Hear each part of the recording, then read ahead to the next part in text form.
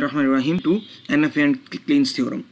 अच्छा, इससे पहले एक क्वेश्चन एक बच्चे ने किया था, नाम मुझे जहन से निकल गया बच्चे का, कि हमने ये सारे पार्ट्स पढ़ लिए क्लीन थ्योरम के, लेकिन इससे ये कैसे पता चलेगा कि वाकई बन सकता है। यानी कि मैं दोबारा एक्सप्लेन करता हूँ कि असल उसका क्वेश्चन क्या था। ये उसका क्वेश्चन ये था कि हमें इतना पता चला कि ये चारों जो रूल्स हैं ये साबित होते हैं, लेकिन इन चारों रूल्स को हम कंबाइन कैसे करें और एक रिज़ल्ट कैसे हम डिडक्ट करें इससे कि वाकई में किसी भी ट्रांजिशन ग्राफ के लिए किसी भी रेगुलर एक्सप्रेशन के लिए फाइनाइट ऑटोमेटा बन सकता है। तो देखें, उसके लिए ये है कि इसका पहला पैराग्राफ पढ़ेंगे ये जो आज के लेक्चर का, तो इंशाल्लाह आपको समझ में आ जाएगा। NFA और FA का मोड एक ही है। तो it has been discussed by Kleene theorem part 3 that there exist a finite automata corresponding to a given RE। अब ये कैसे हुआ प्रूव? वो इस तरह से हुआ प्रूव कि if we are given a regular expression and that regular expression is very simple such as a plus b, तो इसका बहुत सिंपल है फाइनाइट ऑटोमेटा बनाना, वो तो समझ में आ रहा है। और r is equal to a into a plus b whole star, though the corresponding finite automatas can easily be constructed. However, for a complicated RE, असल क्वेश्चन यही था, the RE can be decomposed into simple regular expressions corresponding to which the finite automatas can easily be constructed. मसलन अगर आपके पास कोई भी complex automata a plus B whole star into A B plus b b into A B plus B a plus A b whole star किसी किस्म का भी है, तो देखो जो भी रेगुलर एक्सप्रेशन है वो उसको हम डिकम्पोज कर सकते हैं छोटे छोटे पार्ट्स में। कैसे? जिस तरह के अभी मैं आपको बताता हूँ। ठीक है, ये एक रेगुलर एक्सप्रेशन है और हम थोड़ा सा उसको देख लेते हैं कि कौन कौन सी रेगुलर एक्सप्रेशन है।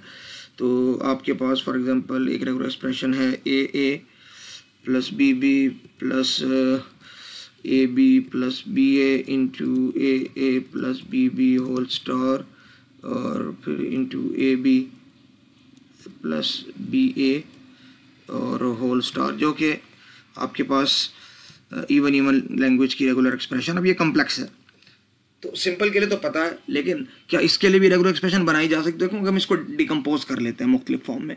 आप सिर्फ ए के लिए रेगुलर एक्सप्रेशन बना सकते हैं। अगर आप बना सकते हैं तो इस ए के लिए भी तो वही होगी। उन दोनों को कॉन्केटिनेट कर सकते हैं। दो फाइनाइट ऑटोमेटा को कॉन्केटिनेट करना आता है। तो पहले स्टेप के अंदर हमने ये पढ़ा था रूल नंबर 1 के अंदर कि आप इंडिविजुअल अल्फ़ाबेट्स के लिए बना सकते हैं। फिर रूल नंबर 3 के अंदर ये पढ़ा कि उनके कॉन्केटिनेशन के लिए भी एक फाइनाइट ऑटोमेटा बन सकता है, कोई भी अगर दो फाइनाइट ऑटोमेटा हो।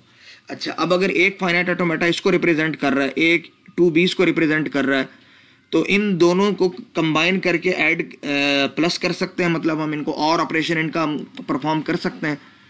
तो उसके लिए भी हमें पता है कि हमें एक कंस्ट्रक्टिव एल्गोरिथम मौजूद है जो ये बना सकता है। तो इसी तरह आप ये कम्प्लेक्स चीज़ें बना सकते हैं। सिमिलरली आपने इस सारी एक्सप्रेशन के लिए बना लिया, इस एक्सप्रेशन के लिए आपने बना लिया। अब इस एक्सप्रेशन के लिए जो फाइनाइट ऑटोमेटा बनाया है, क्या उसके क्लोजर के लिए यानी ये स्टार ऑपरेशन बी कोई फाइनाइट ऑटोमेटा मौजूद है कि नहीं? या आप दूसरे फर्ज में यहाँ कहें कि ए प्लस बी के लिए बनाया था, तो इसके क्लोजर के लिए कोई मौजूद है, तो हमें पता है कि क्लोजर के लिए भी एक प्रोसीजर है। तो इस तरह आप बिल्कुल राइट फ्रॉम द स्क्रैच छोटी छोटी चीज़ों से बिल्ड करते हुए आप कम्प्लेक्स ऑटोमेटास रेगुलर एक्सप्रेशन जितनी भी कम्प्लेक्स हो वो सारी की सारी आप ड्रा कर सकते हो, बना सकते हो। तो ये खुलासा है कि उस थ्योरम से ये चीज़ प्रूव कैसे होती है।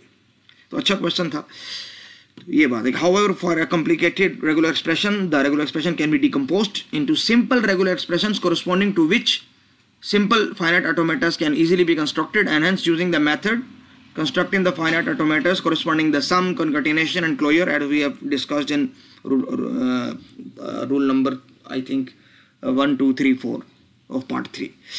The required finite automata can also be constructed.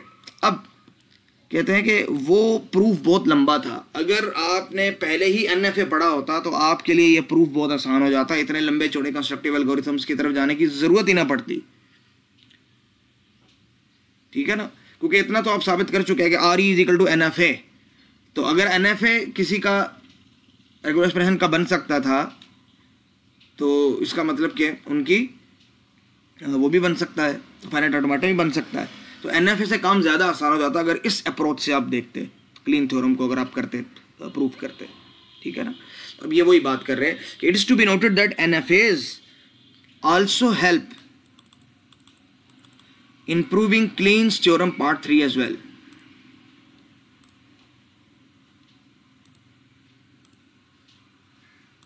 ठीक है, अच्छा, 2 methods are discussed following. अच्छा, बहरहाल ये इसने वही मेथड्स को डिस्कस किया है, मैं इसको आपको रिवाइज करवा देता हूँ। रिवाइज नहीं बल्कि एक छोटा सा अलग टॉपिक है ये, कि सबसे पहले तो आपने पढ़ा था पार्ट 3 के रूल नंबर 1 में कि आपके पास इंडिविजुअल अल्फ़ाबेट्स और एम्प्टी स्ट्रिंग के लिए कोई ना कोई FAs हो सकते हैं। तो यहाँ हम पहले देखेंगे कि उनके लिए NFAs हो सकते हैं।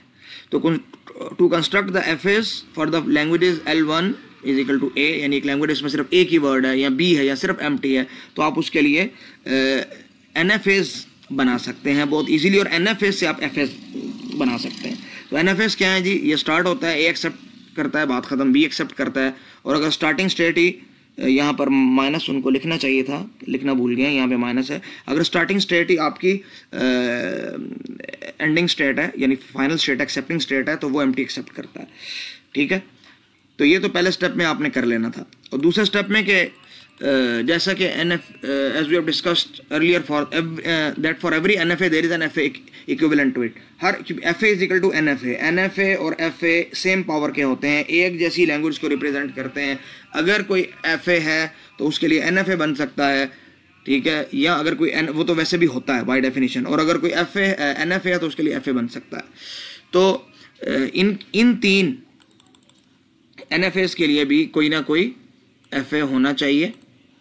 हमने कहा जी बहुत इजी है, इसके अंदर डेड एंड स्टेट नहीं है। अभी हमने इतने सारे क्वेश्चन कर लिए हैं कि हमें इसमें कोई मसला नहीं है, इसके अंदर डेड एंड स्टेट नहीं है, तीनों के अंदर ऐड कर दें तो आपके पास बन जाएगा।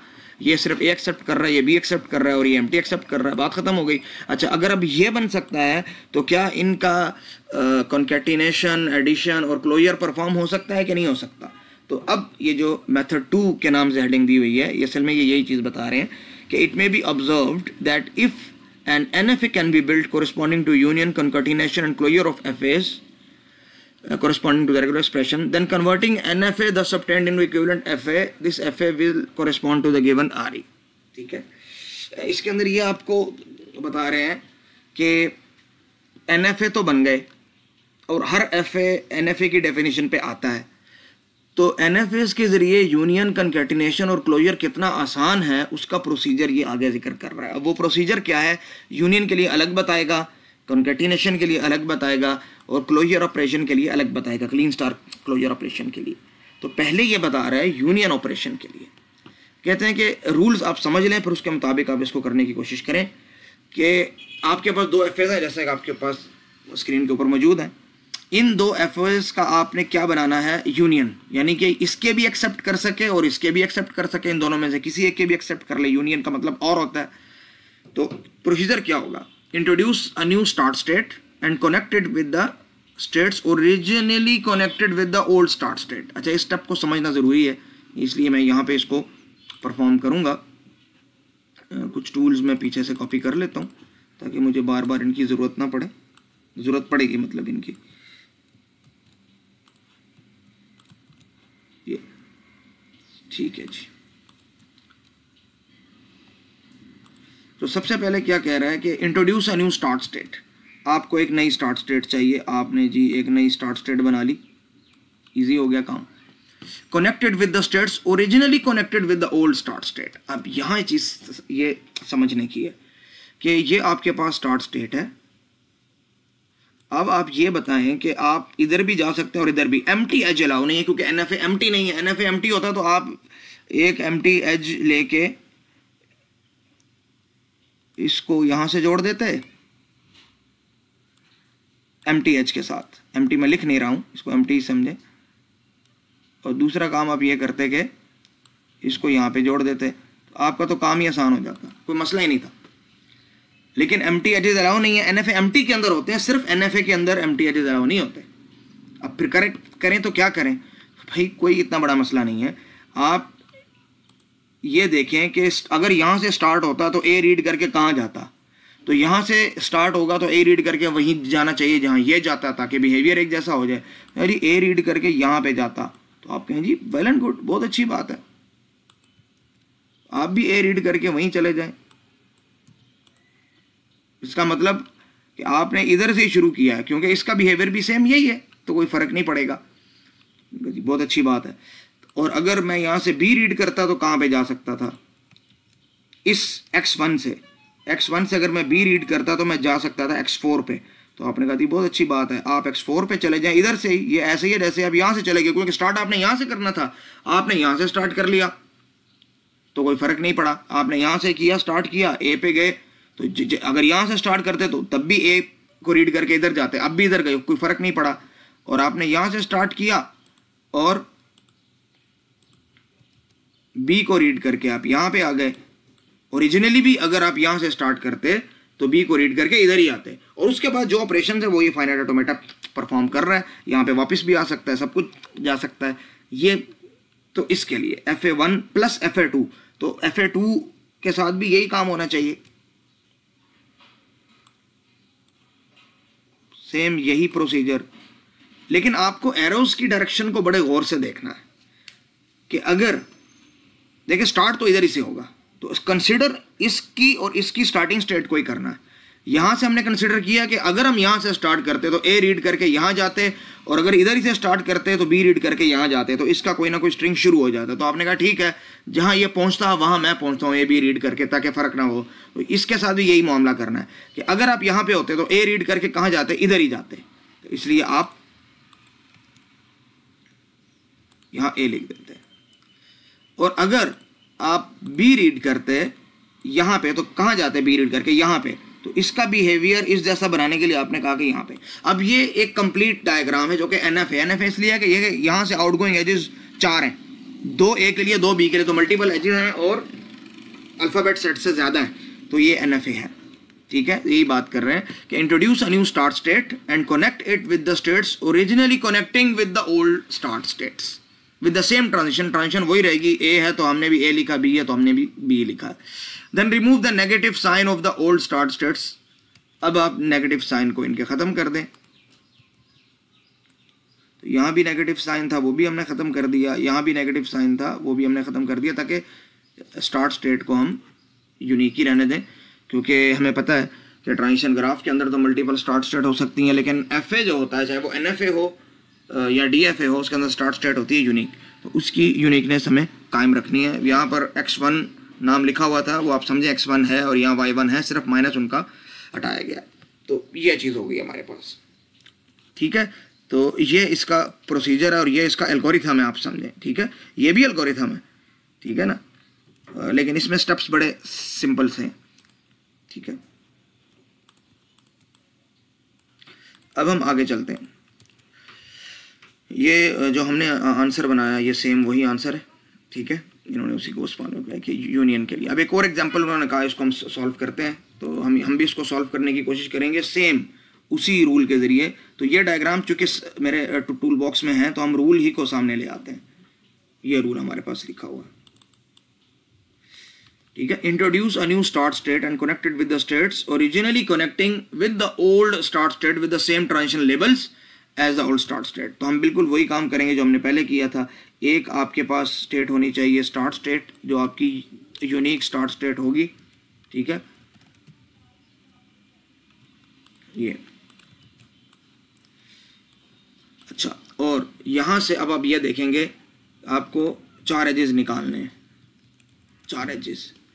ठीक है, और A और B दोनों के लिए आपको लेबल चाहिए। तो जो लेबल चाहिए वो पहले से मैं डिफाइन कर देता हूँ। अब देखें, आप समझें कि क्योंकि यूनियन है, यूनियन का मतलब आप इसका स्ट्रिंग भी रीड कर सकते हैं और इसका स्ट्रिंग भी रीड कर सकते हैं, दोनों लैंग्वेजेस में से किसी एक का स्ट्रिंग भी रीड हो सकता है, तो नो इश्यूज। ठीक है, अगर आप A रीड करें इस ऑटोमेटा से, ये स्टार्टिंग स्टेट है, तो आप कहाँ पे पहुँचते हैं, यहाँ पे। तो इसका मतलब ये एज यहाँ पे जाएगा A क्या, और अगर आप इसी ऑटोमेटा से B रीड करते तो कहाँ पहुँचते, लूप के बाद इधर ही। तो इस वजह से आप ऐसे भी डिफाइन कर देंगे। सिंपल स्टेप्स हैं, बिल्कुल बहुत सिंपल स्टेप्स हैं। ये क्वेश्चन आ जाए तो इसमें ज़्यादा परेशान होने की ज़रूरत नहीं। अच्छा, अब यहाँ पे अगर आप देखें कि अगर आप ए रीड करते तो आप कहाँ पे पहुँच सकते थे, यहाँ से ए रीड करने के बाद यहाँ पहुँचते आप, तो आपने कहा ठीक है जी हम इधर ही पहुँचेंगे, कहीं और नहीं पहुँचेंगे। और अगर आप बी रीड करते यहाँ से तो आप स्टेट नंबर 3 पे पहुँचते, तो इधर भी हम स्टेट नंबर 3 पे ही जा रहे हैं।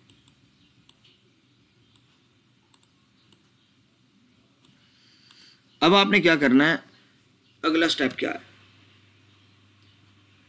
ये remove the minus sign of the old start state, ताकि इसको यूनिक बनाया जा सके और उसकी डेफिनेशन के ऊपर हम पूरे उतर जाए। ठीक है जी, तो माइनस साइन हमने हटा दिया। पी क्या हुआ, आप P Q R S T 1 2 3 जो भी है आप खुद से लिख लें, इसमें कोई ऑप्शन मुश्किल नहीं है, सिर्फ असल में हमने माइनस का साइन ख़त्म करना था। अब अगर यहाँ से शुरू हो रहा है तो देखें बी रीड करके यहाँ पे, ए रीड करके यहाँ पे, और उसके बाद अपनी नॉर्मल जहाँ पे स्ट्रिंग एंड हो रहा है वहीं पे एंड होगा स्ट्रिंग, कोई इशू नहीं है इसमें, सिंपल सी बात है। ठीक है जी, ये तो बड़ा सिंपल सा टॉपिक था, ये उसी तरीके से सॉल्व किया जिस तरह हमने इसको सॉल्व किया। नहीं, ये तो और क्वेश्चन था ना, ये तो सॉरी, ये तो क्वेश्चन हमने सॉल्व कर लिया था और ये वाला भी हमने सॉल्व किया, तो ये बिल्कुल वही आंसर है जो अभी आपकी स्क्रीन पे है, दोनों सेम आंसर है। ठीक है, अच्छा ये तो हो गया यूनियन के लिए। तो मैंने कहा था बहुत सिंपल है, ये एक ही क्लास के अंदर हम तीनों मेथड्स कर लेंगे। NFA corresponding to concatenation of FS। अब कॉन्कैटिनेशन के अंदर क्या होता है, यहाँ इश्यूज थोड़े से ज़्यादा हैं कि जैसे ही पहला स्ट्रिंग रीड करके फारिग हो जाएंगे उसके बाद अगला यानी FA2 का स्ट्रिंग भी रीड करना। तो FA1 का स्ट्रिंग रीड करने के बाद जहां हम फिनिश करेंगे वहीं से FA2 को रीड करना शुरू करना है। तो आपको याद होगा कंस्ट्रक्टिव एल्गोरिथम में गालिबन लेक्चर नंबर 16 में जब हम इसको पढ़ रहे थे तो हमने एक MTH ड्रा किया था जिसके ऊपर एम्प्टी भी लेबल हमने नहीं लिखा था, मतलब बस उसको कनेक्ट किया था, मतलब तो उसका एम्प्टी ही था। ठीक है, तो अब यहाँ पे हम क्या करेंगे, उसको एम्प्टी तो अलाउ ही नहीं है ना NFS के अंदर भी, तो इसको हैंडल कैसे करेंगे, तो हम उसको देख लेते हैं कि किस तरीके से इसको हम देखेंगे। तो मेथड इसका क्या है, introduce additional transition for each letter connecting each final state of the first finite automata with the states of second finite automata. ये चीज़ ज़रा थोड़ी सी समझने की है बच्चों कि इसमें हम इसको करेंगे क्या। देखें पहले मैं इसको एग्जांपल से शुरू करता हूँ, फिर इंशाअल्लाह आपको ये मैं समझाता हूँ। ठीक है, टूल बॉक्स में कॉपी कर लेता हूँ और ए और बी को भी एक कॉपी करा था क्योंकि ये लेबल्स की ज़रूरत पड़ेगी मुझे।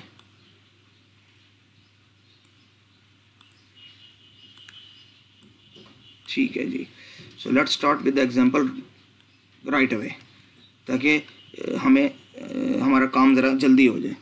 देखिए जैसे ही यहाँ पे पहला स्ट्रिंग ख़त्म हो जाए तो अगला स्ट्रिंग शुरू हो जाना चाहिए। तो सेम प्रोसीजर देखें, यहाँ के बाद कहाँ जाना है, हमें यहाँ जाना है एम्प्टी स्ट्रिंग रीड करके और उसके बाद ए रीड करके यहाँ जाना है। तो इस पाथ हमें, ये पाथ तो अलाउ ही नहीं है असल में यहाँ पे, तो हमें यहाँ से जाके फिर ए रीड करके यहाँ जाना था, तो हम इधर ही से ए रीड करके क्यों ना यहाँ चले जाएं। तो ये भी तो वही चीज़ बन जाएगी ना, अगर हम यहाँ से ए रीड करके इधर जाते हैं और यहाँ से हम बी रीड करके इधर आते हैं, पहले MTH के जरिए यहाँ जाता है फिर बी रीड करके आना तो इधर ही था, तो हम क्यों ना सीधा सीधा अभी ही इधर चले जाएं बी रीड करके। तो फ़र्क तो कोई नहीं पड़ेगा, कोई लैंग्वेज में चेंज नहीं आ रही किसी किस्म की भी, ज़र्रा बराबर फ़र्क नहीं आ रहा। ठीक है, ये एक स्टेप। तो ये कह रहा है कि इंट्रोड्यूस एडिशनल ट्रांजिशन, हमें कुछ नए ट्रांजिशन बनाने पड़े, जिस तरह हमने यहाँ पे ये 2 नए ट्रांजिशंस बनाए हैं। ठीक है, for each letter connecting each final state of the first automata, इसकी फर्स्ट ऑटोमेटा की जितनी फाइनल स्टेट है उसको हमने कनेक्ट करना है किससे, सेकंड फाइनाइट ऑटोमेटा की इनिशियल स्टेट से आप ए और बी रीड करके कहाँ पहुँच सकते हैं वहाँ तक। ठीक है, ये अब उसके बाद आपको क्या करना है, remove the positive sign of each final state of the first automata, क्योंकि देखें स्ट्रिंग यहाँ पे खत्म नहीं करना, स्ट्रिंग यहाँ पे खत्म होगा, क्योंकि अब जो नई लैंग्वेज बनी है ये दोनों के कंकैटिनेशन से बनी है। जो वर्ड बनेगा उसमें पहला पार्ट सब स्ट्रिंग इसका वर्ड होगा और दूसरा सब स्ट्रिंग इसका वर्ड होगा। तो यहाँ पे ज़ाहिरी बात है प्लस का साइन नहीं रहना चाहिए हमारे पास, तो ठीक है हमने इसके प्लस के साइन को रिमूव कर दिया, ठीक है। अच्छा, लेकिन इसमें अभी तक एक कमी और है। वो कमी और क्या है कि आप इधर से शुरू कर सकते हैं, क्योंकि ये माइनस साइन है तो आपको ऑफ कोर्स माइनस को भी यहां डील करना है कि ये माइनस साइन ना रहे। अब आपके पास, और हकीकत में अब इन दोनों चीज़ों की ज़रूरत नहीं थी, उस सूरत में सिर्फ होती जब इसकी तरफ कोई इनकमिंग एज होता, ठीक है ना। बाकी ये बिल्कुल सिंपल सी चीज़ है, ठीक है ना। Remove the plus sign of each of the final states of the first finite automata, वो हमने रिमूव कर लिया। अगर ज़्यादा भी होती प्लस स्टेट्स तो हम ज़्यादा के लिए रिमूव करते। एंड एक और चीज़ रिमूव करनी है आपको, negative sign of the initial state of the second finite automata. It will create non-determinism at final states of first automata, hence NFA is thus obtained and it will be the required NFA. अभी NFA बन गया क्योंकि याद है कि A यहाँ भी है और यहाँ भी है, A के 2 आउटकमिंग एजेस हैं, B के भी 2 आउटकमिंग एजेस हैं यहाँ पर, ठीक है। अच्छा, लेकिन ये तो बड़ी सिंपल सी सिचुएशन थी। कभी कभी ऐसा होगा कि इन दोनों में से कोई एक नल स्ट्रिंग भी एक्सेप्ट कर रहा होगा, तो उस सूरत में सिर्फ यही प्रोसीजर काम नहीं करेगा, हमें कुछ और भी करना पड़ेगा। इस सूरत में तो देखें जो इनिशियली दोनों ऑटोमेटास थे इनमें से कोई भी नल स्ट्रिंग को एक्सेप्ट नहीं कर रहा था, ठीक है।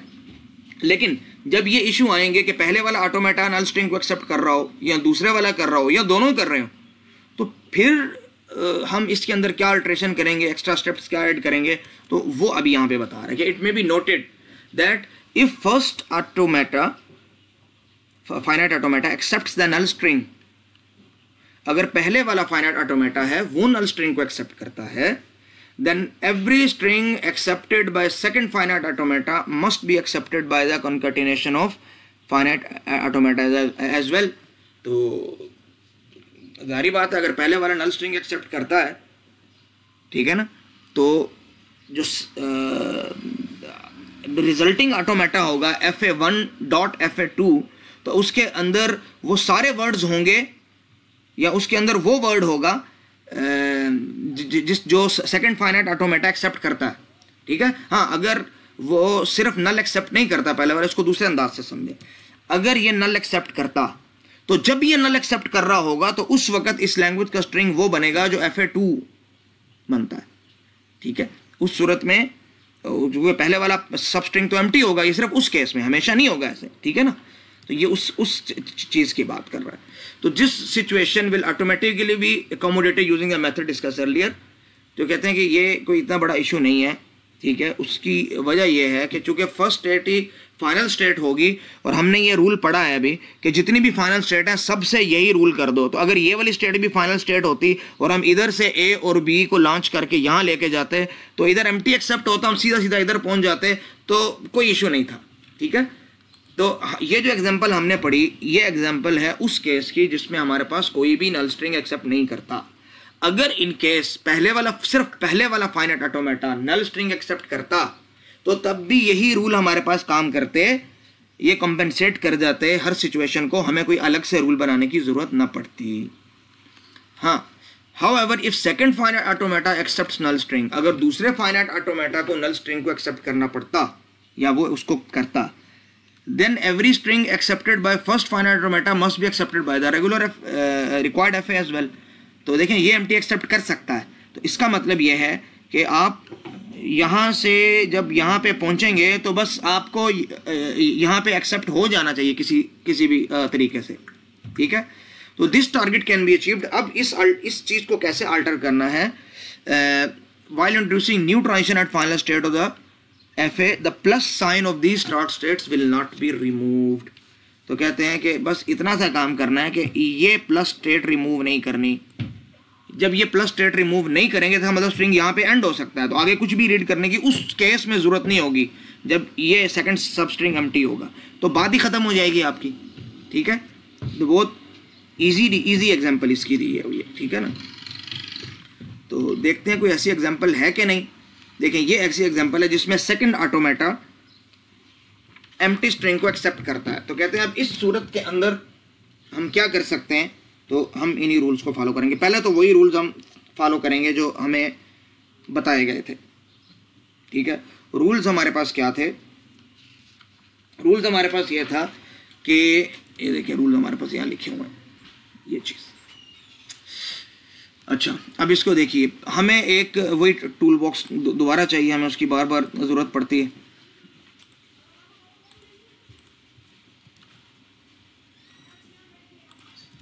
ठीक है, अच्छा जी, ये हम इसको वक्ती तौर पे यहाँ ले जाते हैं। अच्छा जी, आपको एक स्टार्ट स्टेट चाहिए, ये तो आप सॉरी यहाँ पे स्टार्ट स्टेट की हम बात नहीं करते। अच्छा, जैसे ही हमारे पास ये ख़त्म होता है फर्स्ट वाला, तो फर्स्ट वाले स्ट्रिंग के बाद हमें एक एम्प्टी एज लेके यहाँ जाना पड़ता, तो हम कहते हैं एम्प्टी एज लेके हम यहाँ नहीं जाएंगे, हम क्या करेंगे, ये जहाँ पे पहुँच सकता था वहाँ पहुँच जाएंगे। हमने कहा जी ठीक है, जैसे आपने कहा हम वैसे ही करते हैं।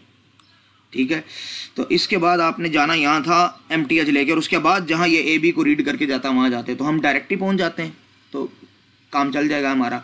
तो ये ए को रीड करके कहाँ जाएगा, इधर, और मज़े की बात ये बी को रीड करके भी इधर ही जा रहा है, तो हमें कोई ज़्यादा एजेस बनाने की ज़रूरत नहीं पड़ेगी। हम ये करेंगे ए कामा बी, ठीक है। और हमारे पास ओरिजिनल रूल ये था कि आप इसका इनिशियल, इसकी फाइनल स्टेट ख़त्म कर देंगे और इसकी इनिशियल स्टेट ख़त्म कर देंगे। तो एक चीज़ तो यहाँ पे रहेगी कि इसकी इनिशियल स्टेट ख़त्म हो जाएगी, हाँ इसका फाइनल वाला स्टेटस ख़त्म नहीं होगा। उसकी वजह यह है कि सिर्फ इनिशियल के स्टेटस को ख़त्म करना है, फाइनल के स्टेटस को हमने ख़त्म नहीं करना, क्योंकि हमें कहा ही नहीं गया, रूल के अंदर ही ऐसी बात नहीं है। तो प्लस तो रहेगा, ठीक है जी। और इसके बाद ये कि इसको हम, इसका स्टेटस हम रिमूव किया करते हैं, प्लस का हम ये रिमूव नहीं करेंगे। क्यों? सेकंड वाला ऑटोमेटा एम्प्टी एक्सेप्ट करता है, तो इसका मतलब हम सेकंड वाले से कोई चीज़ भी रीड नहीं करेंगे। ये वाला पोर्शन तो असल में इसी का सब्स्टिट्यूट है, तो हम इसको प्लस रहने देंगे। बस ये चेंज है कि इसको हम, इसका स्टेटस प्लस वाला रिमूव नहीं करेंगे, तो हमारे पास ये चीज़ भी कंपनसेट हो जाएगी हमारी, ठीक है। ये ईजी था। अब लास्ट क्या है, लास्टली, अच्छा ये वही एग्जांपल है जो भी हमने ये पहले सॉल्व की थी, और ये दूसरी एग्जांपल थी जो अभी हमने सॉल्व की है। अब एक लास्ट केस रह गया है, वो लास्ट केस क्या है हमारे पास, उसको पढ़ लेते हैं। उसकी एग्जांपल इंशाल्लाह ताला इसी लेक्चर के पार्ट बी में हो जाएगी। If both F As accept the null string, भाई पहले वाला भी नल स्ट्रिंग एक्सेप्ट कर रहा है, देखें यहाँ पे, और दूसरा वाला भी नल स्ट्रिंग एक्सेप्ट कर रहा है, तो उस सूरत में हमें क्या करना पड़ेगा, ठीक है। तो अब ज़ाहिर है इस वाले नल स्ट्रिंग का भी ख्याल करना है, इसका भी ख्याल करना है। ऐसा हो सकता है कि इससे हम कुछ रीड ना करें और सारा इससे रीड करें, और ऐसा भी हो सकता है कि सिर्फ इसी को रीड करें और इसको रीड ना करें। तो इन दोनों चीज़ों को हमें कंपनसेट करना है। वो कैसे, तो उसकी एग्जांपल इंशाल्लाह ताला मैं आपको इसी लेक्चर के पार्ट 2 में इंशाल्लाह ताला बोलूँगा। सिर्फ रूल समझा देता हूँ कि this situation will be automatically accommodated as second FA accepts the null string and hence plus sign of final state will not be removed। तो ये स्टेप भी हम नहीं करेंगे कि फाइनल स्टेट्स के प्लस वाले सिंबल हम रिमूव नहीं करेंगे, तो हमारा काम चल जाएगा। ये होगा कैसे, ये मैं अभी इंशाल्लाह ताला आपको इसके पार्ट 2 के अंदर बताऊंगा इंशाल्लाह ताला। रहमान पार्ट 2 के साथ हाजिर हैं। हम ये देख रहे थे कि NFA के ज़रिए हम कॉन्केटिनेट किस तरह करते हैं, और उसमें मुख्तलिफ सूरतें जो होती हैं डिफरेंट, यानी कि कभी एक में नल स्ट्रिंग होगा, कभी दूसरे में होगा, कभी दोनों में होगा, कभी दोनों में नहीं होगा। तो 3 सूरतें तो पहले गुजर चुकी हैं हमारे पास कि दोनों के अंदर नल स्ट्रिंग नहीं है, तो फिर क्या है, तो हमने उसके अंदर बताया, ठीक है। उसकी एग्जांपल आपके सामने थी कॉन्केटिनेट करने की, ये एग्जांपल थी, ठीक है। फिर हमने कहा कि अगर पहले वाले के अंदर नल स्ट्रिंग है तो फिर क्या करेंगे, उसका भी हमने, सॉरी सेकंड वाले के अंदर, और पहले वाले के अंदर तो उसका भी हमने बता दिया। फिर अभी ये सिचुएशन हमारे पास आई है जिसमें दोनों के साथ नल स्ट्रिंग मौजूद है, ठीक है। तो अब स्टेटमेंट जो बुक में लिखी है वो ये है कि if both FAs accept the null string, अगर दोनों नल स्ट्रिंग को एक्सेप्ट करते हैं जैसा कि ये, ठीक है, then null string must be accepted by the required finite automata. तो इन दोनों के कॉन्केटिनेशन से जो फाइनाइट ऑटोमेटा आएगा उस एक कंबाइंड कॉन्केटिनेट वाले फाइनाइट ऑटोमेटा से भी एम्प्टी स्ट्रिंग को एक्सेप्ट होना चाहिए, ठीक है। This situation will automatically be accommodated as the second FA accepts the null string and hence the positive sign of the final state of the first finite automata will not be remove. तो कहते हैं हम करेंगे क्या, procedure वही है, एक ही procedure को हम फॉलो करेंगे जो हम पहले करते आ रहे हैं। तो इसलिए इसके लिए मुझे स्टेट्स को कॉपी करना पड़ेगा, ठीक है, और फिर आपको बताता हूँ कि क्या प्रोसीजर हो सकता है इसका, सही है। और साथ में लेबल्स वगैरह को भी कॉपी कर लेता हूँ। देखें एक प्रोसीजर तो बिल्कुल सेम वही है, इसके अंदर कोई चेंज नहीं है कि आप देखेंगे कि यहाँ से सीधा सीधा आप यहाँ भी जा सकते हैं। इसकी फाइनल स्टेट से आप इसकी फर्स्ट स्टेट जहाँ पे पॉइंट कर रही है ए को रीड करके यहाँ आप यहाँ जा सकते हैं, ये ए के लेवल के साथ। और एक बी के लेवल के साथ भी आपको एक चाहिए,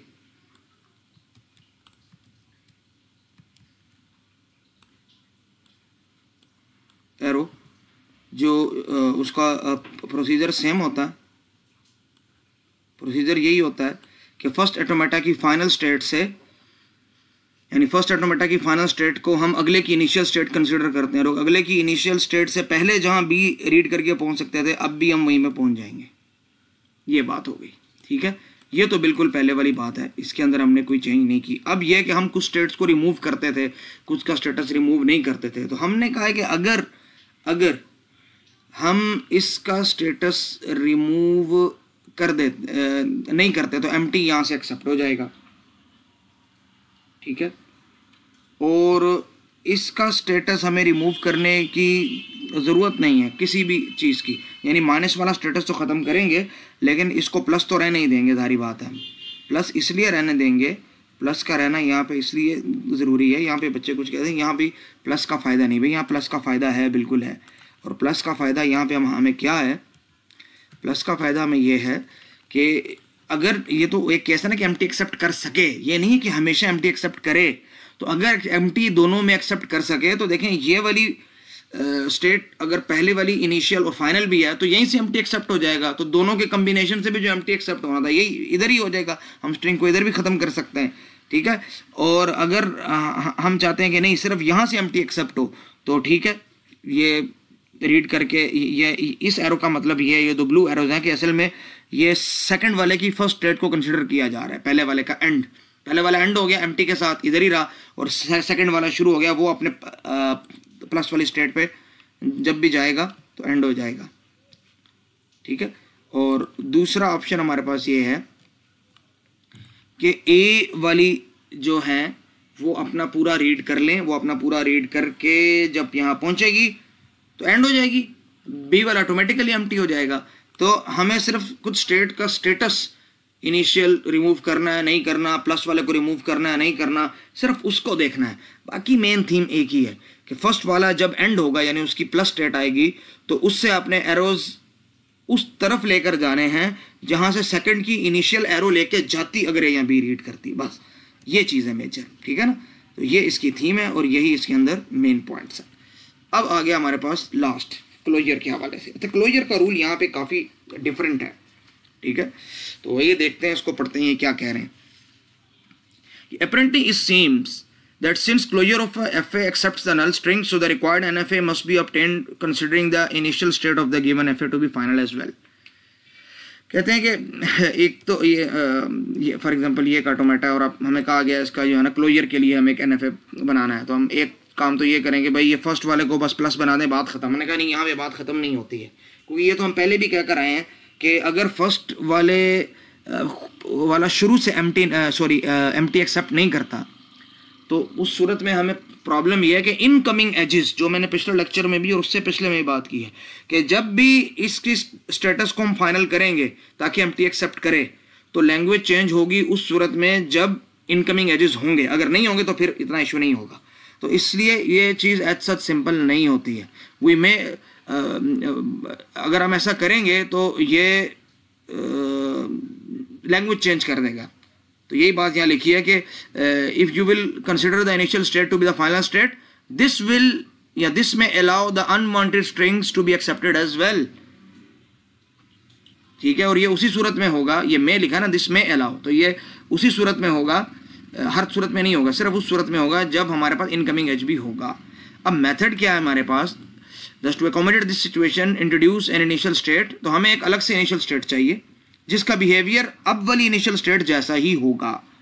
ठीक है, तो हमें एक अलग से इनिशियल स्टेट चाहिए जिसका बिहेवियर अब जैसी इनिशियल स्टेट की तरह ही होगा। ये असल पॉइंट है जिस पे हमें आगे चलना है। ठीक है, हमें एक स्टेट चाहिए, ये एक हमने एक स्टेट बना ली और इसका बिहेवियर हमें ऐसा चाहिए जैसा कि, मैं लूप को कॉपी कर लूँ क्योंकि मुझे लूप की ज़रूरत पड़ सकती है। ये चीज़ होगी, तो इसका बिहेवियर हमें इसी जैसा बनाना है। ठीक है, क्योंकि इस पे इनकमिंग एजेस है, ये भी और ये भी है, तो इसका बिहेवियर इस जैसा बनाना है। ये तो रहेगा ही रहेगा, लेकिन ये इनिशियल स्टेट नहीं रहेगी। अब इसका इनिशियल वाला स्टेटस हम ख़त्म कर देंगे। ठीक है, अब ये जो चीज़ है ये क्या होगी कि इसका बिहेवियर इस जैसा रहेगा, मतलब कि ये ए रीड करके, जिस तरह ये ए रीड करके 2 पे जा सकता है, तो ये भी ए रीड करके स्टेट नंबर 2 पे जा सकेगा।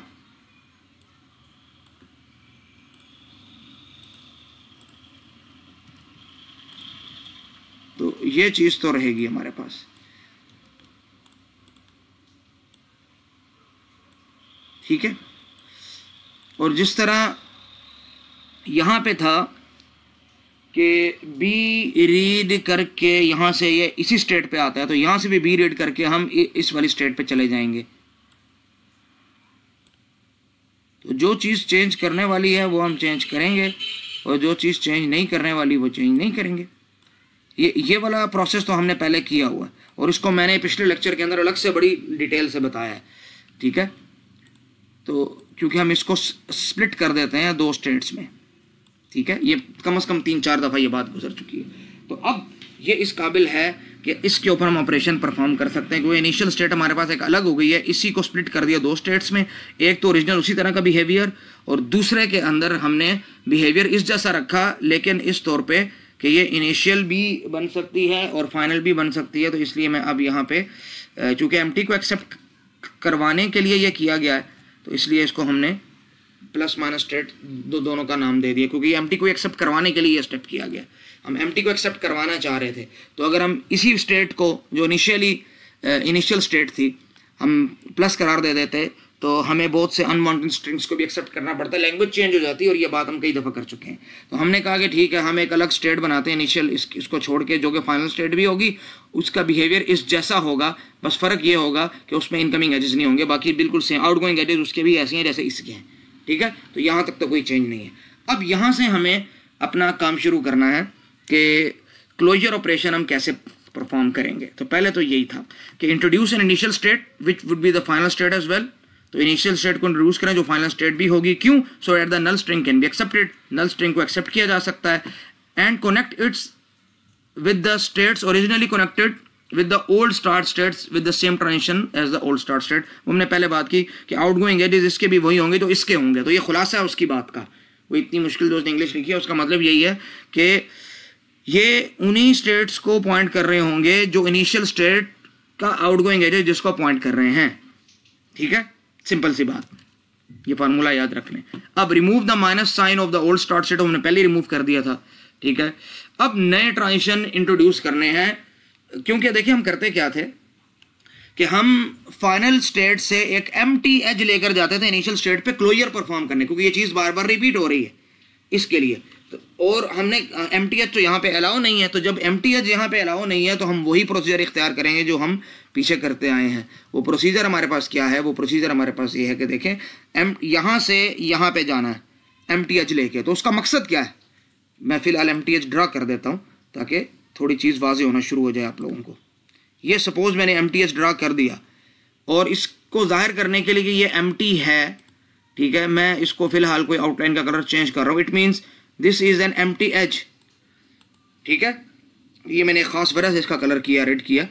अब हमने ये देखना है कि ये एम्प्टी एज का मकसद क्या है। तो अब यहाँ से देखें, यहाँ से अगर आप ए रीड करते हैं तो ऑफ कोर्स आप ए रीड करके या बी रीड करके इधर ही पहुंचेंगे, लेकिन अगर एम्प्टी एज पे जाएं तो तब आप ए रीड करके कहाँ पहुंच सकते हैं, आपको यह देखना। तो अगर आप इसका बिहेवियर देखें तो आपको समझ आएगी कि यहाँ से मैं एमटीएच रीड करके यहाँ गया और फिर यहाँ से ए रीड करके यहाँ पे आया। तो अगर मैं सीधा सीधा एक काम करूँ कि इस स्टेट को ज्वाइन कर दूं इसके साथ और इस पे लिख दूं ए, तो इसका मतलब सेम यही होगा कि मैं यहां से ए रीड करके यहां भी जा सकता हूं। जिस तरह मैं ए रीड करके लूप को रन कर सकता हूं, तो मैं ए रीड करके यहां भी जा सकता हूं। क्यों? क्योंकि यहां पे आप आएंगे एमटीएच और फिर ए रीड करके अल्टीमेटली आना इधर ही है। तो मैं इस एमटीएच को, एमटीएच तो हमें एनएफए में अलाउ नहीं है, एनएफए एमटी में अलाउ है, एनएफए में, सिंपल एनएफए में अलाउ नहीं है। तो मैं क्या करूंगा, ए रीड करके यहाँ आ जाऊंगा। तो अच्छा, अगर मैं यहाँ से बी रीड करता तो कहाँ पहुँचता? एक तो इधर ही पहुँचता हुआ, तो मैं पहले से पहुँचा हूँ, और दूसरा क्या, मैं एमटीएच रीड करता और फिर बी रीड करके यहाँ पहुँचता। तो मैं कहता हूँ कि अगर मैं इसको यहाँ से यहाँ ज्वाइन कर लूँ तो उस एमटीएच से भी मैं आज़ाद हो जाऊँगा और इसके ऊपर मैं लेबल भी अपना बी लगा लूँगा, तो मेरा काम चल जाएगा। जो मुझे नीड थी, मेरी नीड पूरी हो जाएगी। तो ये आपका रिक्वायर्ड कॉन्केटिनेट हुआ हुआ एनएफए है, ठीक है। सॉरी, कॉन्केटिनेट नहीं, क्लीन स्टार क्लोजर ऑपरेशन इसमें परफॉर्म हुआ हुआ है। क्योंकि यहाँ से आना था और फिर ए रीड करके यहाँ या बी रीड करके यहाँ जाना था। तो हमने कहा कि उधर आके जो यहाँ जाना है तो, और एमटीएच अलाउ है नहीं, तो हम क्या करते हैं, ए रीड करके यहाँ, बी रीड करके यहाँ। अब ये एमटीएच नहीं है, इसलिए इसका कलर मैं चेंज कर रहा हूँ ताकि आप लोगों को कोई परेशानी ना हो। और ये कलर जो होते हैं सिर्फ यहाँ समझाने के लिए होते हैं। कभी कलर ऊपर नीचे हो जाए तो याद रखिए, कोई ऐसी चीज़ नहीं है, ये सिर्फ एग्जाम्पल के दौरान सिर्फ समझाने के लिए इस्तेमाल हो रहे हैं। जब चीज़ बन जाती है तो उसके वक्त कलर मेरे लिए कोई मायने नहीं रख रहे हैं, ठीक है जी। तो ये आइडिया हो गया आप लोगों को, ठीक है। तो इसका रूल, सिंपल फार्मूला यही है, ठीक है। नॉन डिटर्मिनिज्म क्रिएट हो गया, यहाँ से एक आउटगोइंग एज ये भी है, ये भी है, ठीक है ना, ये बात कर रहे हैं। अच्छा, ये तो बड़ी जो है ना सिंपल सी एग्जांपल थी। अब हम आ जाते हैं अगली एग्जांपल की तरफ। तो अगली एग्जांपल भी सेम इसी तरह की है। तो इस वजह से मैं लेबल्स को इसी तरह के ही इस्तेमाल करूंगा। तो मैं इनको कॉपी कर लेता हूँ, ठीक है, क्योंकि यूज़ तो यही होंगे और ये स्टेट भी इस्तेमाल होनी है मेरे पास, तो इसको भी इस्तेमाल कर लेते हैं। तो देखिए, प्रोसीजर मेरे पास सेम यही है कि सबसे पहले चूँकि यहाँ पे इनकमिंग एज है, तो इनकमिंग एज है तो मैं इसको क्या करूँगा, एक इनिशियल स्टेट बनाऊँगा जिसका बिहेवियर इसी तरह रहेगा। इसी तरह के बिहेवियर का मतलब क्या है, अच्छा, इसको इनिशियल बना के इसका इनिशियल स्टेटस ख़त्म कर दूँगा। इसका बिहेवियर इसकी तरह हो, इसका मतलब क्या है कि ए को अगर ये पॉइंट करता है, यानी अगर यहाँ से मैं ए रीड करके यहाँ जा सकता हूँ, तो यहाँ से भी ए रीड करके मुझे उधर ही जाना है। तो यहाँ से ए रीड करके मैं उधर ही जाऊँगा जहाँ मैं पहले जा सकता था, ए ही रीड करके, ताकि लैंग्वेज चेंज ना हो, ठीक है। और बी रीड करके मैं यहाँ से इधर ही रहता था, तो हमने कहा जब उधर ही रहना है तो ठीक है, बी रीड करके हम उसी स्टेट पे जाएंगे जहाँ ये बी रीड करके पहुँचता है। यहाँ तक बात हो गई। ये तो हो गया, हमने इसको अल्टर कर लिया ताकि हम इस पे ऑपरेशन परफॉर्म कर सकें। अब जो असल ऑपरेशन है क्लोजर ऑपरेशन, कि आपको एक एमटीएच चाहिए जो कि फाइनल स्टेट से स्टार्ट स्टेट की तरफ जाएगा ताकि ये रिपीटिशन हो सके। तो हम एमटीएच के बजाय ये देखते हैं कि स्टार्ट स्टेट ए और बी के बाद पहुंचती कहाँ पे है, तो हम वहीं पे चले जाएं, बस सिंपल सी बात है, ठीक है। तो अब हमें उसको देखना है। तो अब हम ये देखते हैं कि हमें कौन से एजेस ऐड करने हैं। अच्छा, यहाँ से अगर हम एमटीएच लेके जाता, मैं यहाँ पे ए रीड करके फिर इधर आता, इसका मतलब मुझे यहाँ का लूप चाहिए। तो लूप तो पहले से है, तो जब लूप पहले से है तो हमें उसमें परेशान होने की ज़रूरत ही नहीं, क्योंकि एक चीज़ पहले से है, ठीक है। तो दोबारा से ए का लूप बनाने की ज़रूरत नहीं है। अच्छा, ठीक है। अच्छा, अगर मैं यहाँ से एमटीएच रीड करके फर्स्ट स्टेट पे आता और फिर बी रीड करके यहाँ पे जाता, तो उसका मतलब स्टेट नंबर 2 यानी फाइनल स्टेट से मैं बी रीड करके इस स्टेट पे पहुँच सकता हूँ, तो वो भी एज पहले से मौजूद है। तो अगर एज पहले से मौजूद है तो इजाफा नहीं करना। यहाँ हमने इजाफे 2 इसलिए किया कि यहाँ से यहाँ तक का ए का एज और यहाँ से इधर तक का बी का एज मौजूद नहीं था, यहाँ पे मौजूद है। तो जब जो काम पहले से हुआ होता है तो हम we do not need to reinvent the wheel, ठीक है। जो काम पहले से हुआ है तो उस पर शुक्र अदा करेंगे, आपका सारी एफर्ट आपकी बच गई है, ठीक है, आपको कोई एक्स्ट्रा काम नहीं करना पड़ा। तो कभी कभी इस तरह के क्वेश्चंस भी आते हैं, ठीक है। तो इस चीज़ को ध्यान में रखिएगा। तो अगली एग्जांपल की तरफ आ जाएं। ठीक है। तो अगली एग्जांपल के लिए भी चूंकि मुझे इसी तरह के लेबल्स चाहिए होंगे तो मैं ये लेबल्स कॉपी कर लेता हूँ ताकि आसानी हो जाए। ये लेबल्स को मैं साइड पे ले जाता हूँ यहाँ पे। अब देखें, पहले तो देखें ये FA कहता क्या है। ये फर्स्ट स्टेट लास्ट स्टेट भी है तो एम्प्टी एक्सेप्ट करेगा, और ये एम्प्टी के अलावा क्या एक्सेप्ट करता है, सिंगल A या सिंगल B। उसके अलावा ये डेड एंड स्टेट पे जाता है, ठीक है। तो इसका मतलब ये सिंगल A या सिंगल B या एम्प्टी एक्सेप्ट करता है। तो इसकी हमारे पास वो क्या होगी, रेगुलर एक्सप्रेशन क्या होगी, A plus B plus empty, यानी या एम्प्टी एक्सेप्ट करेगा या A एक्सेप्ट करेगा या B एक्सेप्ट करेगा। तो इसके क्लोजर का मतलब है A plus B plus empty whole star. तो of course it is equal to A plus B whole star. देखें ओरिजिनल जो आपके पास ऑटोमेटा है इसकी एक्सप्रेशन है आपके पास A plus B plus empty. मैं एम्प्टी लिख रहा हूं अभी, एक मिनट ठहरें, इसको प्रॉपर ही कर लेते हैं ताकि ये ना हो कि हमने प्रॉपर प्रोसीजर फॉलो नहीं किया। तो ये एक्सेप्ट करता है क्योंकि ये तीन स्ट्रिंग्स हैं जो एक्सेप्ट हो सकते हैं।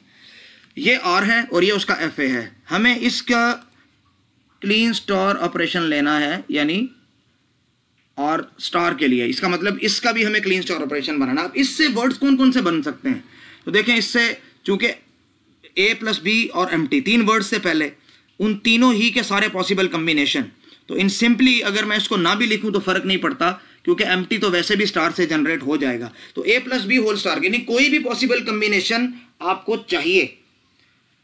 तो इसका मतलब यह कि कोई भी पॉसिबल कम्बिनेशन जनरेट हो जाएगा। तो एक यूनिवर्सल आपको मशीन बनानी है, तो इसका मतलब एम्प्टी भी एक्सेप्ट करें और इसके अलावा कुछ भी एक्सेप्ट करें। तो हमें इसमें लंबा चौड़ा काम कुछ करना नहीं। देखें एम्प्टी यहाँ पे एक्सेप्ट हो रहा है, एक वर्ड यहाँ पे एक्सेप्ट हो रहा है, ठीक है। अब आप अगर सिर्फ एक ये काम कर दें,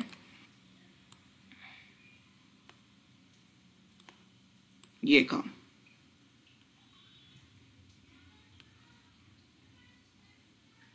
यहां पे, और यहां पे आप लिख दें A, B।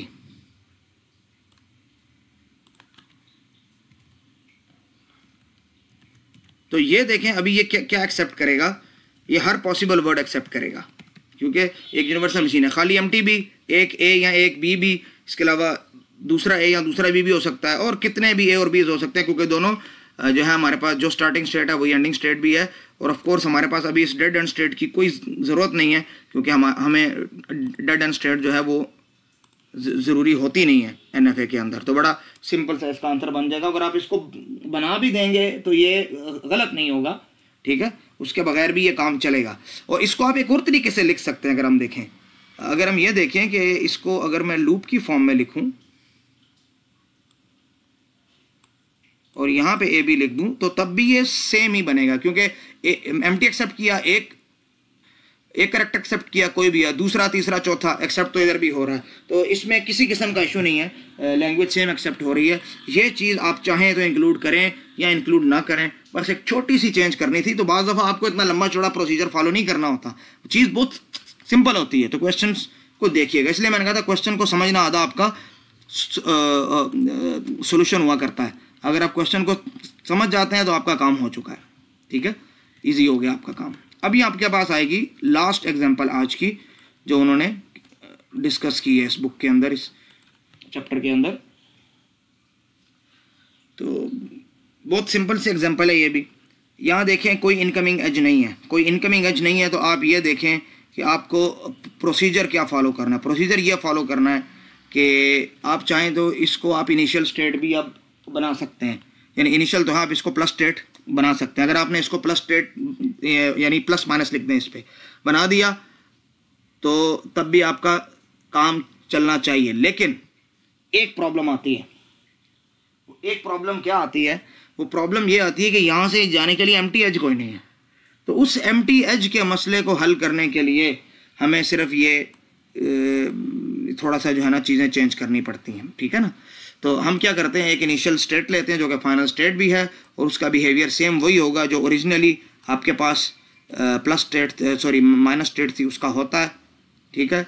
तो आपने इसी तरह के दो एजेस बना दिए। दो एजेस यहाँ पॉइंट क्यों कर रहे हैं, उनकी ख़ास रीज़न है।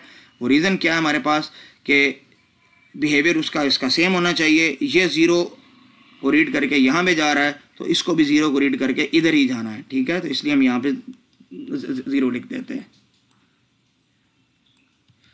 और चूंकि ओरिजिनली ये 1 को रीड करके यहाँ जा रहा है तो हमें भी 1 को रीड करके यहीं पे जाना है, ठीक है। इस केस के अंदर ये हो गया। अच्छा, अगर हम इसी को फाइनल स्टेट बना भी दें और ये काम ना करें, इसी स्टेट को हम P माइनस को P माइनस प्लस कर दें, तब भी हमारा इस स्पेसिफिक केस के अंदर काम चलता है। तो इससे कंफ्यूज नहीं होना, बाज़ दफ़ा कुछ स्टेप्स की ज़रूरत नहीं होती। दूसरा स्टेप ये है कि इसका हमने माइनस वाला स्टेप ख़त्म कर दिया। अब हमारी आ जाती है बात किस चीज़ की, अब ऑटोमेटा हमारा बन चुका है, क्योंकि वो पहले भी उसके अंदर इतना बड़ा मसला नहीं था, लेकिन हमने कहा चलो एक स्टैंडर्ड प्रोसीजर को हम फॉलो कर लें। अब हमारे पास क्या चीज़ है कि यहाँ से हमने MTH लेके जाना है यहाँ पे। उसका मतलब ये है कि यहाँ से MTH लेके यहाँ गए, फिर 0 रीड करके यहाँ पहुँचे, तो इससे 0 रीड करके अल्टीमेटली आप स्टेट नंबर Q पे पहुँच सकते हैं। इसका मतलब यह है कि यहाँ इन दोनों को हमें सिंपली लिंक करना है बस, और हमारा काम हो गया ये चीज़। और इस पे हम लिख देंगे 0, तो 0 को रीड करके आप यहाँ पहुँच सकते हैं, ठीक है जी। अच्छा, इसी तरह इससे अगर हम MTH रीड करके यहाँ जाते हैं और फिर 1 रीड करके यहाँ जाते हैं, तो MT + 1 = 1, तो इसका मतलब हम सीधा भी यहाँ एक एज ड्रा कर सकते हैं। तो हम उसको एज को यहाँ ड्रा कर लेते हैं और हम उसके लेबल यही लिख देते हैं 1 का। लो जी, इजी, आसान सा काम था, बिल्कुल कोई इसमें इशू नहीं है। तो देखें NFA की वजह से काम कितना सिंपल हो जाता है, ठीक है। ये जो 7-8 पेजेस हैं इनको अच्छी तरह से पढ़ लीजिए, ठीक है। ये मैं अपलोड कर रहा हूँ और इनको 1 दफ़ा नहीं, 2 दफ़ा नहीं, 3 दफ़ा पढ़िए। उसके बाद अगर कोई क्वेश्चन है तो मुझसे पूछें, क्योंकि मैं चाहता हूँ कि आपके अंदर खुद कुछ लर्निंग कैपेबिलिटी पैदा हो जाए, ठीक है। और माशाल्लाह है अल्हम्दुलिल्लाह, बहुत से स्टूडेंट्स बहुत अच्छे ब्रिलियंट स्टूडेंट्स हैं।